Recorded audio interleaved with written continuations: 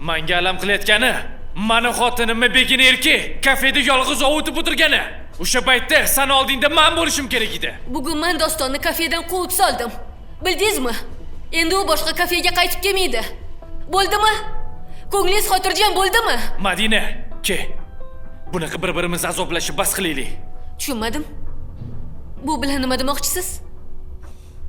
Men oilam bilan tinch totuv yashagim kelyapti. Kechqurun uyga kelganimda xotinim ovqat tayyorlab, shirin jilmayib kutib olishini xohlayman. Farzand ko'rsam deyman. Bola ko'rgim kelyapti. Xotinim bilan betashvish yashagim kelyapti. Tushunyapsanmi? Lekin sen doim ish bilan bandsan. Sen uchun oila emas, ish muhim. Hamma narsang bo'lsa ham tinch yashamaysan. Hamma narsani o'zing qilging keladi.